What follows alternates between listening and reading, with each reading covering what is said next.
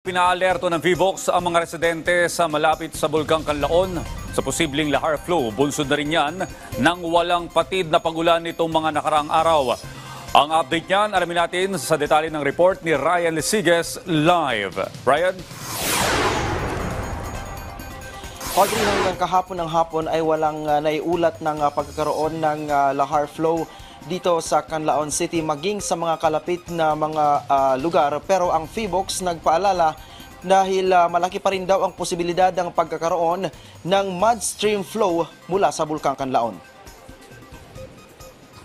Nagpaalala ang VIVOX sa mga residenteng nakatira sa paanan ng Bulkang Canlaon na patuloy na maging alerto sa posibilidad ng pagkakaroon ng lahar flow. Ito ay kasunod ng walang tigil na buhos ng ulan. Meron pa daw kasing naipon na abo sa bunganga ng bulkan matapos ang naging pagsabog nito noong June 3. Yung mga deposits po na naiwan po during ng lahar noong June. So ito pa din po yung continuously na nawawash out. So ang tawag po natin dito ay muddy stream flow po, no? Dahil po ang mas malaki po na portion ay tubig.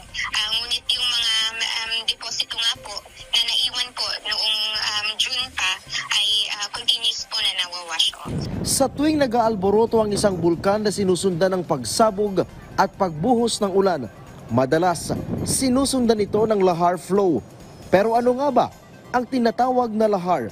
Sabi ng VIVOX, ang lahar ay ang pangalawang panganib na dulot matapos ang pagsabog ng isang bulkan. Ito ay pinaghalong volcanic material tulad ng abo, bato at tubig na mabilis na umaagos mula sa dalisdis ng bulkan patungo sa mga ilog sa paanan nito. Nangyayari ito matapos ang malakas na buhos ng ulan. Ang lahar ay maaaring malabnaw pero maaari pa rin itong makasira sa mga ari-arian tulad ng bahay at higit sa lahat ay kumitil ng buhay ng tao.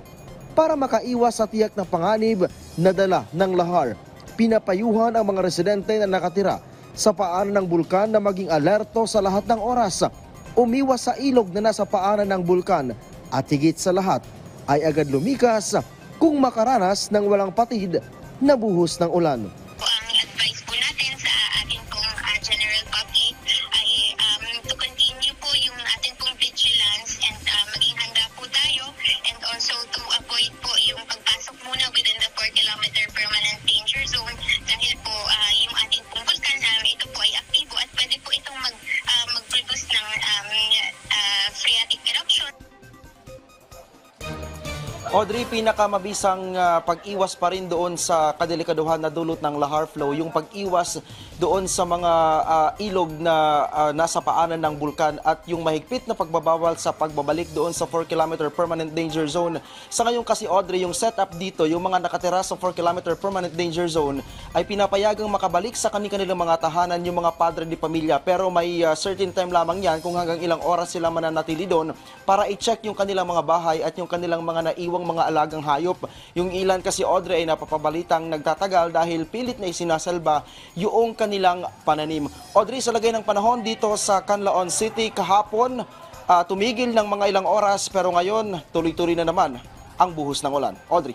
Alright, mag-ingat kayo dyan. Maraming salamat sa iyo, Ryan Lesiges.